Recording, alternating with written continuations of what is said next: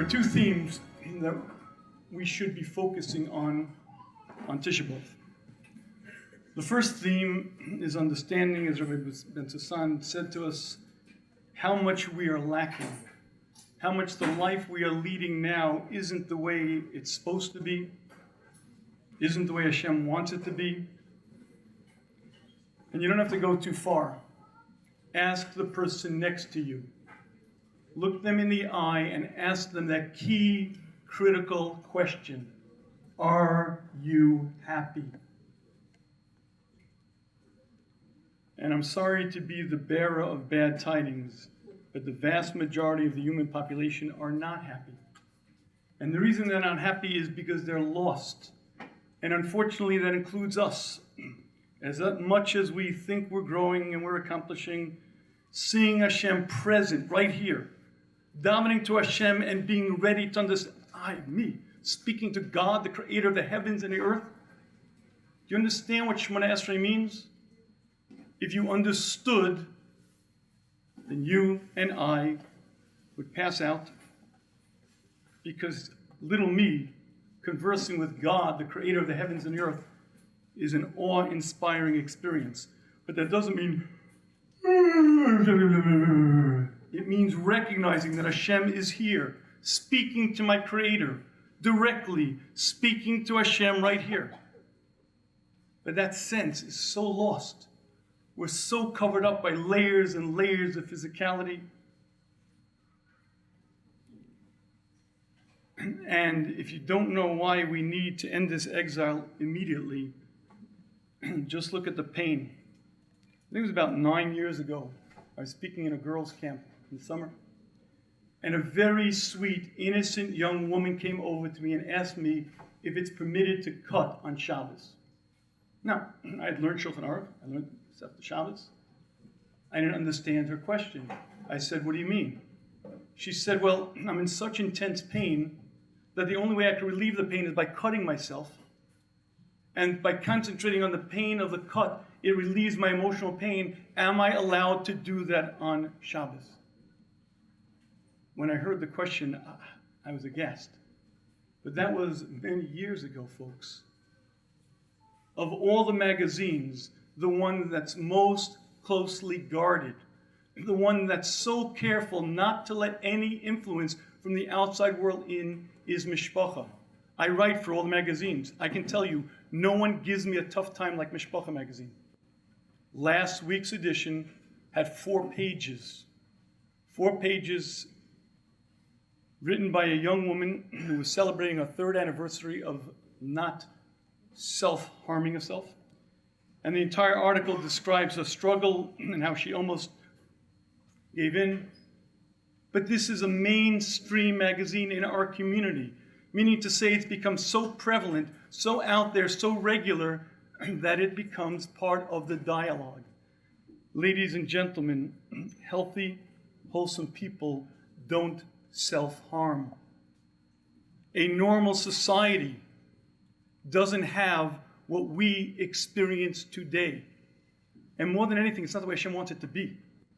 Look at this world, beautiful, gorgeous. Study nature, study physics. You'll see a world created with such wisdom, such care, such forethought for you to enjoy.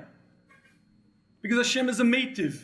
And if you look at an orange and an apple and you study a watermelon, you see the flavors and aromas and textures and colors that Hashem put in the world for us to enjoy. You realize that Hashem is more magnanimous, giving, loving than anyone you and I could ever imagine. But take that love and multiply 10,000 times. You don't understand an inkling of the love that Hashem has for every one of his creations. And Hashem did not want the world to be as it is now. What Bechira means is a fundamental question, free will. But no one understands that Hashem wants us to enjoy, to be happy, to be in our land, to feel fulfilled, to be Ola Regel, to go up to Yerushalayim and experience Hashem's presence as no human being has. And that's one theme of Tisha B'Av. Sitting on the floor, crying, and realizing that we don't even know what we don't have. We look around and we assume this is life. This is as good as it gets. And with all respect to Rabbi Benzion, as great as Eretz Yisrael is, it's still Gullus. Mashiach hasn't come. And you'll still see many things in Eretz Yisrael that aren't supposed to be, but more than that. We don't feel Hashem Shechina. The whole world isn't lit up. When Mashiach comes, every Jew, every Gentile, every human being sees Hashem palpably. Right there. Every Jew becomes a Navi, meaning to say we get it. We cut through all this darkness. We see Hashem. We understand why we're created. There's world peace, but not because someone forces world peace, but because every human being knows why they're put on the planet. Every human being sees Hashem, and every human being only wants to do what's good, what's right. Humanity returns to a different state. Joy, happiness, serving Hashem with complete, utter simcha. And that's not the life we lead now. And that's one theme of Tisha B'Av, focusing on what we don't have, what's lacking. But there's another theme. And the second theme is what we can and what we should do about it. And Chazal tell us the second Beis HaMikdash was destroyed for sinas chinam, baseless hatred. And you have to understand that we haven't seen the Beis HaMikdash. We don't know what we're lacking. So how are you faulting me for their sins when they were there? How am I held accountable? Why am I suffering? And Chazal explained to us that any generation that didn't rebuild it, what that means is you're equally guilty. Because Hashem wouldn't punish a generation if you weren't involved in the same thing. Hashem doesn't punish children for sins of their fathers. And any generation in which Mashiach hasn't come, their job is to repair the damage. And sinas chinam, baseless hatred, is our work, is our job. And I believe that's the second theme of Tisha B'Av, eliminating from within our midst baseless hatred, sinas chinam. So let's start on that topic. And let me start with an observation. Baseless hatred isn't. Never happened and never will happen. I challenge you, find a rational thinking person and ask him, do you hate that guy? I hate his guts. Do you have a reason? Absolutely not. No reason whatsoever. I just hate him. Well, why do you? I don't know. I just hate him. I spill his blood. I hate his guts. Why? I don't know why. I just hate him. What do you mean baseless hate? Sinas chinam. Sinas chinam means there's no reason. I don't know a sane, rational person who hates anyone without a reason. I'll give you a reason. I'll give you 10 reasons. I'll give you very, very good, clear reasons why I hate that guy. So what does Chazal mean, sinas chinam, baseless hatred? And let's see if we can understand what Chazal is sharing with us and what our job is supposed to be on Tisha B'Av. V'yikol haaretz safa achas, and the entire world, humanity spoke one language, udvarim achadim, and had one focus. This is about 200-300 years after the Mabul. In Bereshis, the Torah describes the generation. But listen to the description. Safa achas, one language. Humanity was at peace.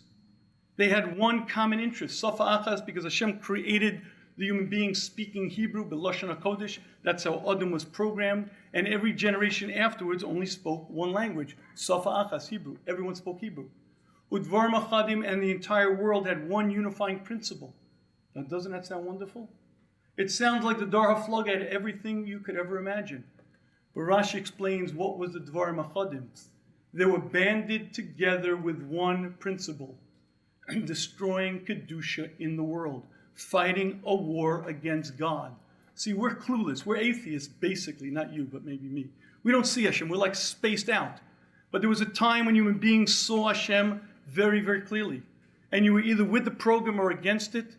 And as hard to understand as it is, there were many, many people who saw Hashem and rebelled completely, totally against their creator right there. To allow for free will, Hashem gives each generation a different test, and that was a generation of their time. Nimrod was a Gibor Chayil. He was a powerful leader of men. He was also the king, and he led his people to create a new society. They left the populated area. They went to a bikah. They went to a valley and began a city. The purpose of the city was to create a shoresh, a place for tumah, And the Alshich explains exactly what was going on. Yerushalayim is the holiest city in this world. In Yerushalayim, there's one area, the Beis Bechira. In the center is the Kodesh Kodashim.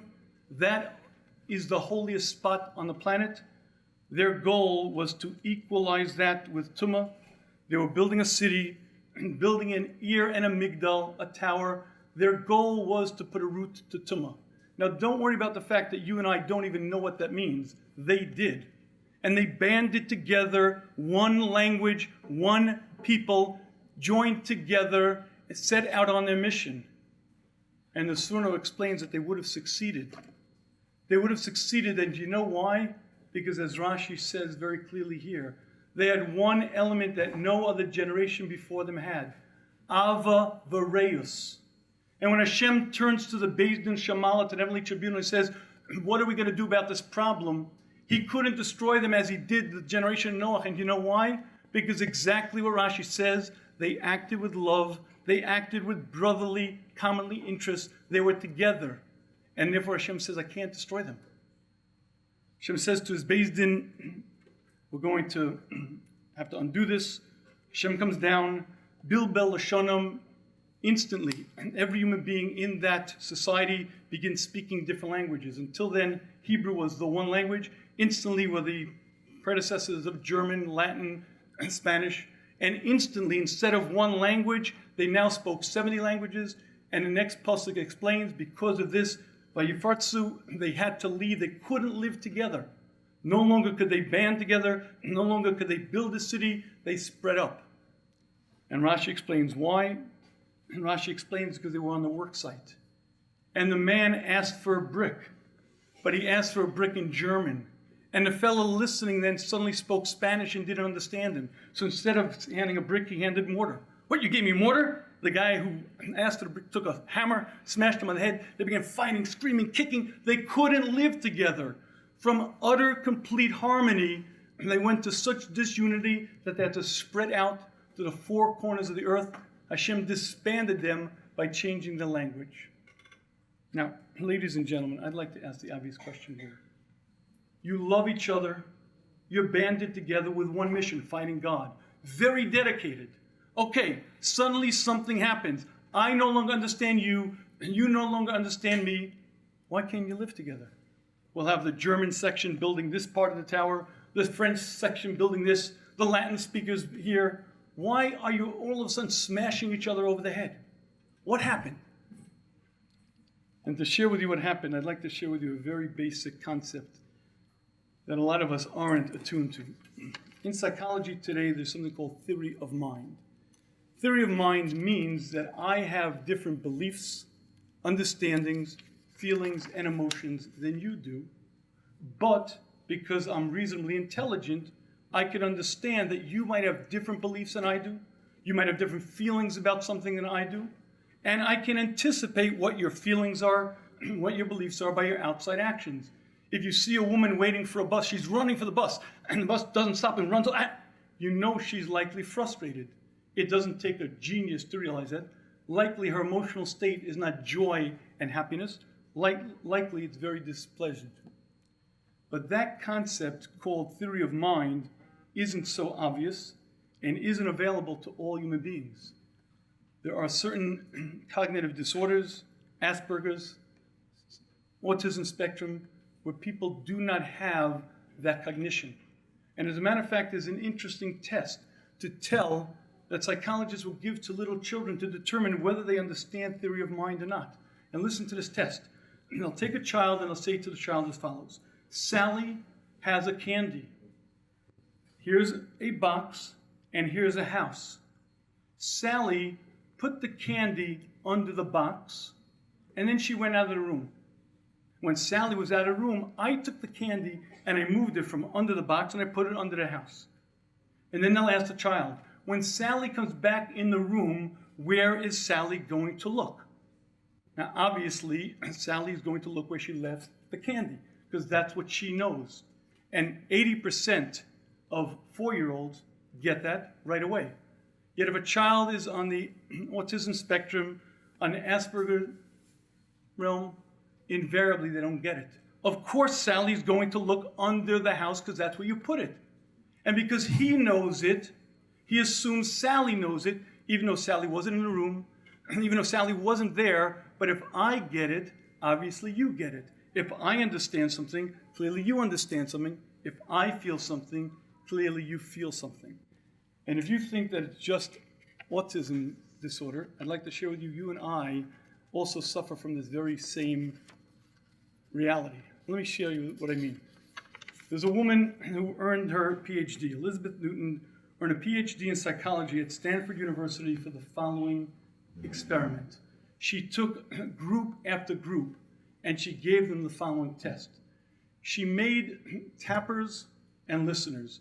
The tappers' job it was to tap out a tune. She gave them a list of about 50 common tunes, Happy Birthday, Twinkle Twinkle Little Star, tunes that everyone would recognize. And she had the tappers tap out that tune. The listener's job was to guess from the tapping what tune it was. And she tried it with group after group after group after group. The tappers would tap out the song, the listeners would listen, and here's what she found. Only 4% of the listeners ever got it right. They almost always got it wrong. No matter how popular the song was, no matter how well known, it's very difficult to discern from just a mere beat what the song was. But that was not the unusual part about the experiment. The unusual part was she asked the tappers, what are the odds of the listener guessing the tune correctly? Person after person, 50%. Meaning at least, it's so obvious. It's so clear that at least 50% of the listeners are going to get it right. Excuse me. And she asked us to group after group, and group after group, she found the same thing. Almost no one got it right, but almost every tapper assumed that the listener would get it right. And do you know why? Because when you tap out a tune, you can't help but sing it in your mind. And when you sing it in your mind, it's so clear, how could you not get it? And if you watch videotapes, the tapper tapping and the listener getting wrong, and the tapper, what's wrong with you? It's so obvious. Don't you hear? How could you not get it?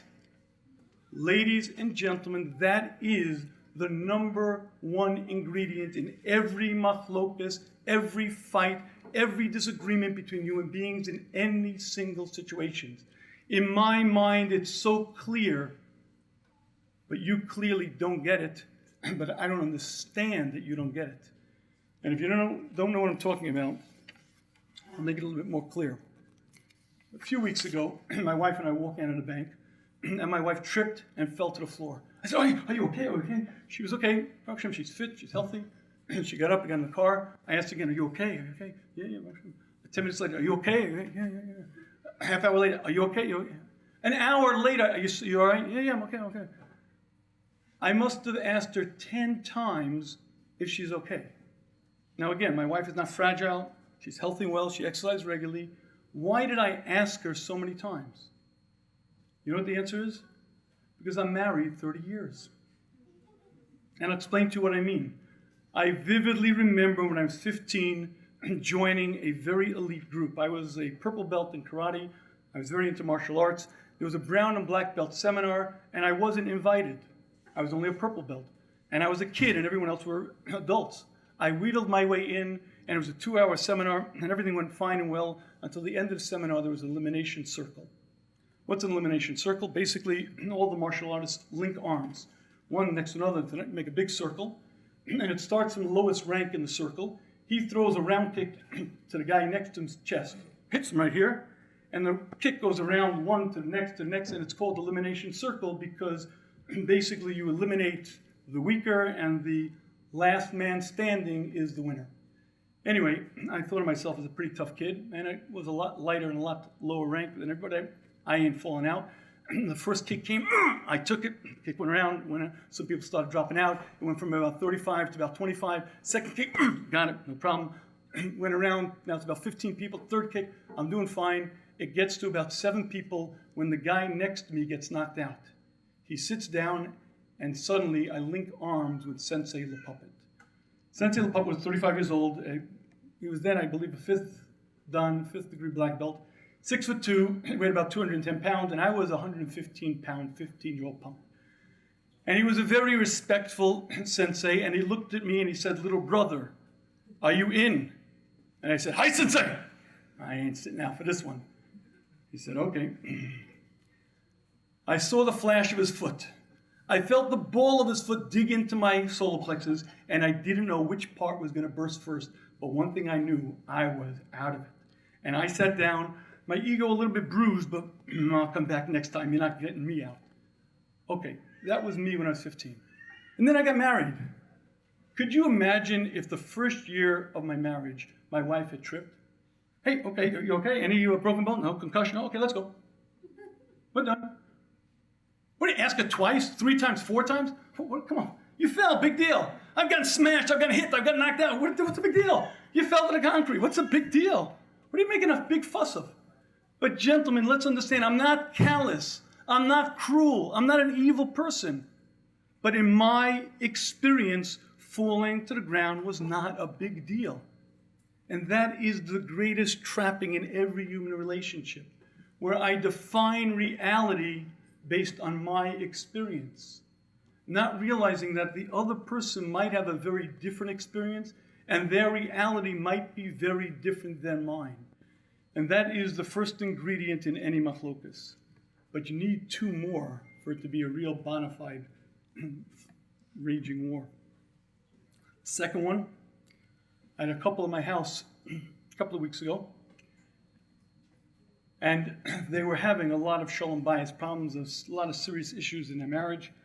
And it stemmed from the fact that the woman had done something, and he could not forgive her. To be honest with you, what she had done was not that horrific. I've heard worse. It wasn't like okay. But he couldn't forgive her. He couldn't let it go. But that wasn't the unusual part. The incident happened 14 years ago. And for 14 years, he's been harboring ill will. For 14 years, he's been almost not talking to her, harboring this sense of resentment, and to the point where he really utterly disliked her. I hate to say the words, maybe even more. But here was the problem. I saw them both there, but I also saw his anger, his vehemence, and I realized we're in trouble, folks. So I asked her to step outside. And sometimes Hashem puts interesting ideas into your brain. So I said to him, "So, we're going to get divorced?" "Absolutely not. I cannot get divorced. I have kids, family, I cannot get divorced." I said, "So what are we going to do?" "I don't know." I said, "If you're not getting divorced, what are we going to do? It's going to end. What are we going to do?" He looks at me, I look at him, and I didn't say a word. And then I said to him, "Well, wait a minute, let me ask you a question. Let's say it wasn't you. Let's say a friend of yours came to you with this exact question. What would you say to him?" So he says, "Well, I would say to him, da-da-da-da-da." And I said to myself, "Oh, that's pretty good." So I said, "But what if he says to you, da-da-da-da," and I played back one of his lines. Well, I would say to him, da-da-da-da-da. We went on for 45 minutes. He said every line as well as I would have said it, maybe better. He had every single answer to why he should have forgiven her long ago, and it wasn't that egregious an act, and really he's the one who's destroying his marriage. And we went on back and forth, my playing his role and his playing the other role. And after 45 minutes, he was in a vastly different place. And then I asked him, "Okay, bring in your wife, please." He went out, and his wife came in, and his wife said, "What did you say to him? He's a changed person. What did you say to him?" And I said the truth. I said nothing. Because that's what I said. So what's going on? The guy's ruining his life for 14 years. Would you like to know what's going on? At the very end of that conversation, he said to me the eye-opening line. He said, "You know, I never, ever had this conversation with anyone, certainly not myself. I never took this position. I never thought about it from this angle. I never did the other side of this." So let me clue you into Human Dynamics 101. We human beings can be brilliant, insightful, highly intelligent until we get angry, and then we become dumb as sin. As a matter of fact, they now have functional MRIs that trace the neural pathways. The front part of the brain, the frontal cortex, that's where the seat of housing goes on. That's where you think, should I, shouldn't I, judgment. When a person gets angry, there's a hijacking. The thought process doesn't even go there. It goes right to the middle, right to the part of the brain, that the limbic system, to get you excited. And before you even have a chance to think, you're angry. But anger is not intelligent. Anger is not thought out. Anger is reactive. Anger is dumb. And no matter how smart you are, no matter how intelligent you are, if you're operating through jealousy or anger, hostility, or ego, or whatever emotion it might be, you are dumb. And this man was actually very, very intelligent, acting like a fool for 14 years, destroying his marriage, when all he had to do was one thing: turn the brain on. But because he was thinking not through his brain, but through anger, he didn't do it. And this is the second ingredient necessary for any machlokas, any argument with a coworker, with a friend, with a sibling, certainly with a spouse. Number one, there has to be a misunderstanding of where they're coming from. I have to view things one way and assume, of course, he views it the same. There has to be a fundamental lack in my alignment of my understanding of the world to his. And number two, it's got to cause some emotional pain. If there's some pain in there, there's some personal stuff in there, suddenly I get hurt or angry or jealous or whatever it may be, my emotions flare up, and now I'm 2/3 of the way to a bona fide major fight. But there's one more part that you need, otherwise you'll never get there. The third ingredient is a very interesting one. My wife has a good friend who I can say with utter confidence has beautiful midos. This woman never has a bad word to say about anyone. She is so favorably judges everyone. And I've heard her say these words, and I believe that she actually believes them. She says with a full heart, I love every Jew. I love every Jew. And she really does. Okay. A few years ago, this woman was in Israel, and she was on a hike, a long hike. And when she was done, she was extremely thirsty, very hot. She walked into a store. Her Hebrew is somewhat limited, but she walked into the store and said to the fellow behind the counter, Efshar leknot soda? Could I buy a soda? And the man looked at her and said, no. V'akasha, ani rotze leknot soda. And said, lo. V'akasha, ani rotze soda. Lo. Lama. Ein li. I don't have soda. She looks behind the counter and she sees bottles and bottles and bottles and bottles of soda. And she realizes this guy he's either a creep or he's making fun of a dumb American. He's just doesn't he understand? I'm hot, I'm tired. I ask him for a basic thing, I'm going to pay for it, and he decides to pull this cruel joke. So she says, B'vakasha, ani rotze leknot soda. Ein li. I don't have, I told you already. Now she's livid, she's furious. This guy is an absolute creep. And she says in her broken Hebrew, what do you mean you don't have? Look at that bottle, that bottle, that bottle. Ein ze soda, ze Sprite, ze Coke, ein li soda. Because soda means seltzer. And he didn't have seltzer. And what he heard her asking for was seltzer, but what she was asking in his language was something that he didn't have. And the third ingredient that you have to have for any fight, number one, you have to have a miscommunication. Number two, you have to have that emotional part of it. And you have to have this third element. You see, it doesn't matter how good your midos are.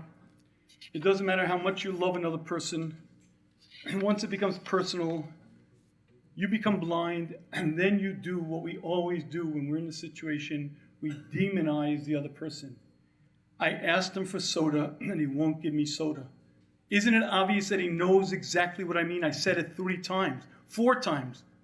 I speak Hebrew, he speaks Hebrew, he knows what I need. And it bothers me like anything that he's making an idiot of myself, so I'm personally very upset. Neural hijacking, you're gone, and then starts the demonizing process. It's obvious he's a creep, he's a bum, he's a whatever. Fill in your own term. But ladies and gentlemen, that's something that we do all the time.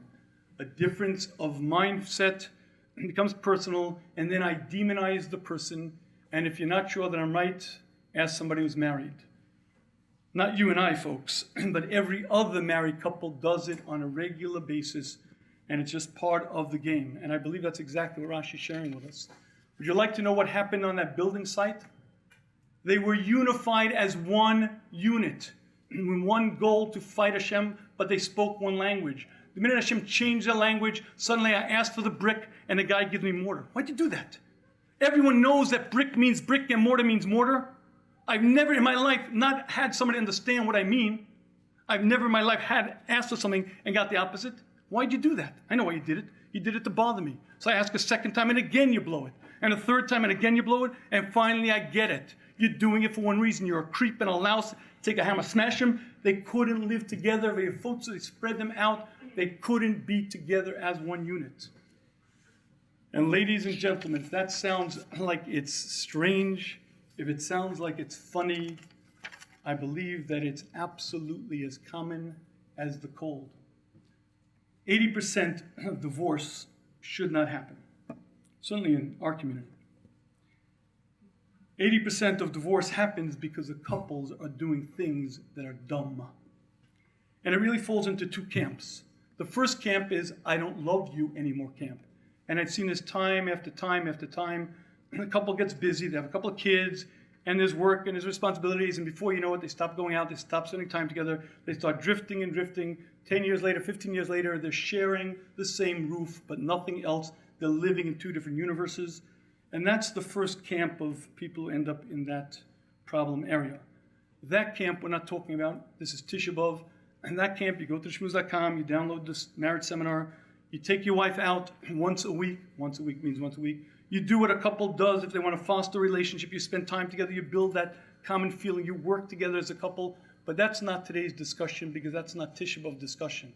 It's a very important discussion, but not for today. It's a second group, and the ones who do love each other. The ones who really do have a bond, a connection, and really share very good times together, and then say the words, we love each other, but we can't live together. That's today's discussion. And if you'd like to understand that reality, let me make it very clear. Imagine the following situation. A young married fellow comes home from work one day, 6:30. As he's about to put his key into the apartment door, he says to himself, wow, 6 months of marriage and not a single fight. Wow. 6 months of marriage, and she's so grounded and intelligent. I didn't marry one of those flighty girls. Baruch Hashem, life is great. He turns the key, opens the door, walks in, and sees his wife standing on a chair. What's she's up on a chair. What's the matter with you? What's the matter? What's the matter? What? What is it? What? Cockroach! Huh? He looks at his wife, up on a chair, looks at a stupid little bug in the corner. Huh? Why'd you kill it? Okay.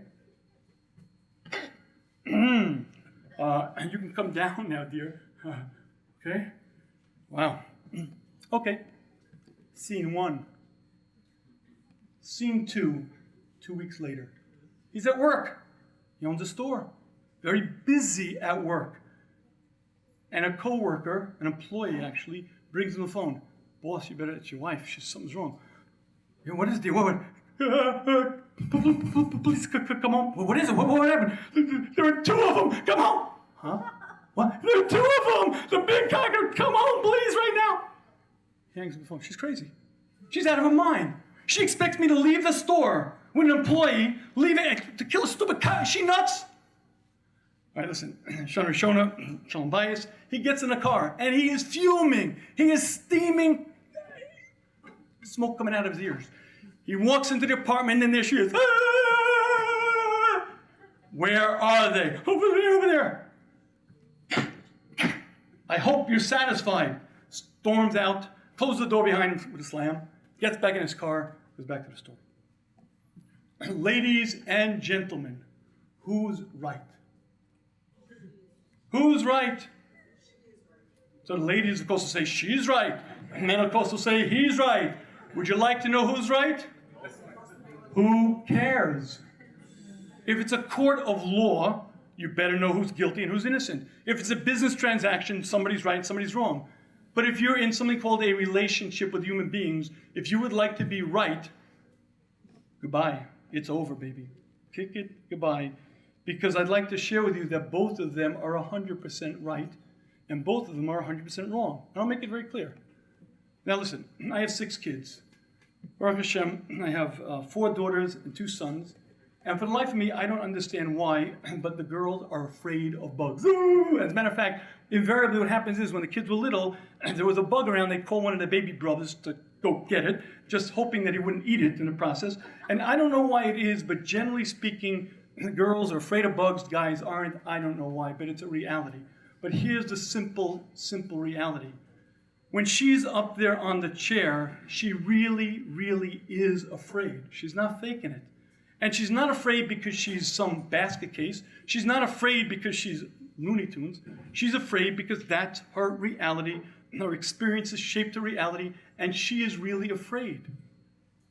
Now, on the other hand, our young tycoon over there has a business to run.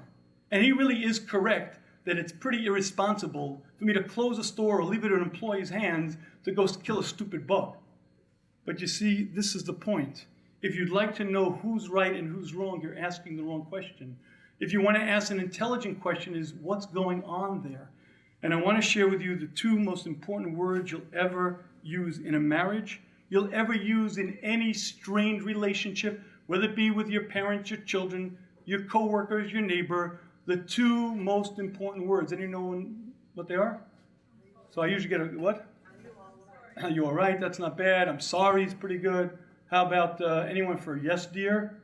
No, not that either. Not I'm sorry, not I'm wrong, not yes, dear, not I'll do it now. No, not even I love you. Not even you're welcome, not even thank you. The 2 most important words that you'll ever at least think, maybe don't say, but at least think in your marriage are the words, that's strange.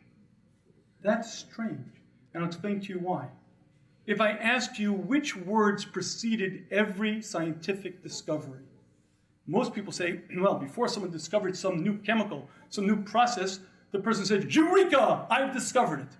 Now, legend has it that some guy in the bath in Athens, before he discovered the law of buoyancy, right, he screamed out the word Eureka, ran through the streets of Athens naked. Who was it? Anyone know? Archimedes? Okay, good. Be it as it may, whether it happened or not, I'd like to share with you that almost every scientific discovery is not preceded by the words, Eureka, I've discovered it. They're preceded by the words, that's strange. A person took chemical X and chemical Y, mixed it, expected this reaction, and instead got that's strange. And then he dug in and figured out the why, and almost every single scientific discovery was discovered because someone said, that's strange, because what I expected to happen didn't happen. Instead, this happened, and they dug in. If that fellow was intelligent, when his wife was up on the chair screaming, what he would have said to himself, not to her, to himself were the words, that's strange. She's a grounded, intelligent young woman. She never acts like some flighty bird. Why is she up there on the chair screaming? And he would have reached a conclusion, hopefully, that her reality is different than hers. But ladies, don't make a mistake that it's all the guy's fault here. She's equally guilty because she started brooding. I can't believe it. I don't believe it. I finally get married. I finally don't have to worry about these things. And my best friend, the guy I'm supposed to really trust, not only isn't he sensitive, he acts so cruel. I hope you're happy, satisfied, satisfied. Do you know how many times in our brain that tape played over? I hope you're satisfied. I don't know how many thousands of times it played over in her brain, but over and over and over, and she quickly reached a conclusion. Do you know why he said those words? Do you know why he acted that way? Because he's a cold-hearted creep, that's why, and he doesn't care about me, and he doesn't love me. And that's good if it just stops at he doesn't love me, because it usually gets a lot worse than that. And ladies and gentlemen, this, I believe, is such an obvious step, but we all blow it all the time. Step number one to any human relationship is understanding that my viewpoint isn't necessarily his viewpoint. The way I feel about things doesn't mean he feels that way. Number 2, once I get angry, once I get hurt, once I get emotionally involved, I'm blinded. I'm blinded and I don't see. And because I'm blinded and I don't see, my brain shuts off. And I can be brilliant, I can be insightful, but I'm going to think like a moron. I'm going to think like an automaton, just reacting And I could do the same stupid thing for 14 years, wreck my life, and not even realize it. And again, the third part of this is when I then demonize, when I then say the words, it just goes to show you that's who he is, that's what he's about, that's what's going on. And my friends, I think there's a tremendous lesson to be learned from this for all human relations. By the way, marriage is but a more intense relationship, but every other relationship is exactly the same. You ever notice that we get along well with everybody but not our spouse? Why is that? Well, the answer is because if someone says something I don't like, I don't associate with them. If someone does things in a way that's different than me, I sort of step away. We're very socially skilled not to actually have to deal with the ins and outs of things. But some relationships don't allow for that. With your parents, it doesn't allow for it. With your children, it doesn't allow for that. With your spouse, it doesn't allow for that. And the real work, the real growth, is understanding that my experience doesn't define reality. And if you don't think what I'm saying is true, just think back to any fight you've ever had with anybody. I guarantee it starts with that understanding that this is the right way to do things. Now, one last step, and then I'm going to close. Is anyone here married? Married? There's single people. Oh, there's some single guys in the front. Okay, you guys are exempt. You guys are free from this. No criticism to you guys at all. Okay, anyone who's married, men or women, have you ever had this sneaking little thought, life would be so much better if only my spouse was whatever it may be? Anyone ever have that? I've done this because I have fun sometimes. Before I give a marriage seminar, I hand out sheets. And I say, one of the questions I sort of sneak in so nobody notices that it's snuck in is, if the following two things would change, my marriage would be much better. And I know what the answer is going to be. You know what the answer is? If the following two things would change, my marriage would be much better. If my husband would X, Y, and Z. If it's a woman for that, it's my wife would be X, Y, and Z. It's always the other one. It's always if my spouse would change, if my spouse was different, if my husband was more on time, if my wife was better cook. It's always, by the way, how do I know I'm right, by the way? First of all, the study shows it, but listen to this one. They did a study of 1,000 divorced couples. That means the men and the women. And they asked both sides, did you work hard on the marriage? And the answer is 75% said, yes, I worked very hard on the marriage. But only 25% said their spouse worked hard. Meaning most people said, I worked very hard on the marriage, but my spouse didn't. The funny part was that it was both sides of the divorce. Now, if I worked real hard and you didn't, how do you say you worked real hard and I didn't? And the answer is because you're the problem. If you just change, and ladies and gentlemen, people get married, everything's wonderful, and then for the next 20 years, each one dreams of changing the other. Here's how it goes. When they're going out, she's so, and oh wow, every date is so exciting. It's like electricity. He's always going and moving, and it's great. Then they get married, and she discovers that his ADD behavior is pretty hard. He loses the keys. He probably lost a baby. He can't remember anything. So she spends the next 20 years trying to change him. When they were going out, he always felt so valiant, so like a knight in shining armor. She'd get nervous or worried, and he'd come in to save the day. Then they get married, and he discovers that every Erev Shabbos is high drama, and she's the queen. So he spends the next 20 years trying to change her. And each person spends the rest of their married life trying to change the other. And guess what? Doesn't work. But why doesn't it work? You know why? You know why he's ADD? Because that's the way God made him. He's wired that way. Should he work on himself? Yeah, that's his job to work on himself. And he will, and he could, and he should, somewhat. But that's the way he's wired. You know why she's nervous? Because that's the way God created her. That's her nature. That's her temperament. And if you stop looking at the other side of Mechitza and you look at yourself, you'll see there's lots to change on your side, not on the other side, and suddenly life is very different. But you see, I see it so clearly. I understand how much better life would be if you just be organized, if you just be on time. In my mind, that tune is playing so clearly. I'm a tapper, and I see it so clearly, and I understand it so well. Why don't you just get it? And one thing, ladies, if you're not sure I'm right, anyone ever have the feeling, if you really loved me, I wouldn't have to explain to him why it bothers me. Ruach HaKodesh ended with the Churban Bayis, the destruction of the temple, ended Nevuah. If he really loves you, and he might really love you, he doesn't have a clue. But why? Why can't he just be normal like me? Because he's not you. He's a man, you're a woman. But more than that, even if you were the same gender, He really has a different emotionality, a different temperament, different belief system. He's a different human being, and he doesn't get you. And what you got to do is communicate. I think this Rashi shares with us a tremendous concept. They were Am Echad, they were one nation. Saf Echad, they spoke one language. Hashem says they're unstoppable because there's no machlokas. Change the language, everything changes. You know why? Because now there's going to be miscommunication. And once there's miscommunication, I have all the room in the world to say, you idiot. Something so obvious like mortar, you don't understand what I'm saying? I know you understand exactly what I'm saying. Why are you doing it? I know why you're doing it. To bother me. That's why. To bother me. And you know why you're bothering me? Because you're a creep and a bum. First, it's the theory of mind. I don't get your belief system. And then it's personal and I become blind. And then number 3, I demonize your A and fill in a blank. And it says Rashi, it ended smashing each other's heads. They couldn't live together because once it starts, it doesn't end. And ladies and gentlemen, this is not only about marriage, although marriage is a very big deal. And all Chazal say that sinas chinam caused the destruction of Beis Hamikdash, and it's our job. Baseless hatred doesn't mean you don't have a reason. Oh, you have a very good reason, but your reason is wrong. The Torah gives you very specific times when you're allowed to hate someone, but I guarantee it's not because she burnt the kugel or insulted you or called you the wrong or whatever it may be, and not because he didn't bring enough money or whatever it might be. I guarantee those reasons are not the Torah's reasons. And it's baseless hatred, not without reason. Oh, it's got lots of reasons. But those reasons are in your mind. You invented them, you made them up, and you're hating without a justified cause. And I think the reason why this is such a big deal is because after you work on being a real mensch, after you work on loving another Jew, and even after you work on your midos, you still have to use great wisdom.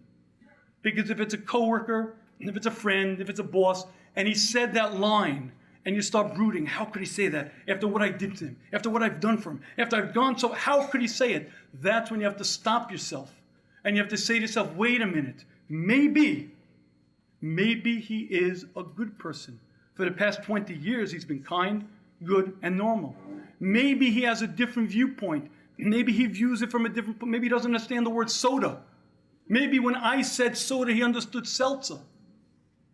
You're not going to catch it b'shas maisa in the moment, but in the brooding afterwards, when you're really going over it, and we do it again and again, and we play that scene in our mind over and over and over, that's when it's time to stop. That's when it's time to digest and say, wait a minute, that's strange. Here's a good, kindly person who's always considerate, who's always careful.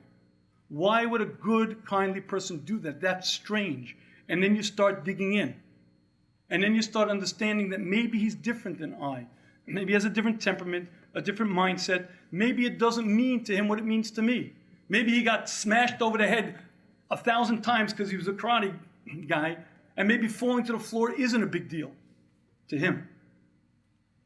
But this work is very difficult because it's part of our essence and part of who we are. We're here a lot too long, folks. I'm here at this Bet Gavriel, I think it's 10 years at least, maybe 11 years I've been here. And each year I was thinking it's over, we're done. And one thing I can tell you, I don't know that society can get any worse. I don't know if life out there can be any worse, and I don't know if the time can be any more ripe for Mashiach to come. And just look around at the people who are fundamentally unhappy. By the way, as Kodesh as Eretz Yisrael is, and you heard from Rabbi Benzion how wonderful it is, and it is. It's incredible. It's our land, the holy land. What could be better? Not that long ago, as a matter of fact, recently, there was a parade, the To'eva parade. If you don't know what To'eva means, it means abomination, despicable, abhorrent. Something the Torah calls an abomination. An abomination means lech, lech. Lech means it's disgusting. It's abhorrent. It's not okay, different lifestyle or different life. Oh, good, oh, I'm okay, you're okay. No, To'eva. To'eva means abhorrent, disgusting. Now, don't get me wrong. If you have an issue and a problem, you work on it. Like anybody has a problem, an issue, you work on it. But don't go parading your lifestyle like it's okay, we're all good. No, you're not. In Tel Aviv, there was a parade, the To'eva parade, and there were 250,000 people there in our holy land, desecrating the land. V'takia artosom, the land spits them out. It's time for Mashiach. It's be the last Tisha B'Av. May Hashem redeem us. We spend the next one in Yerushalayim HaBenuya.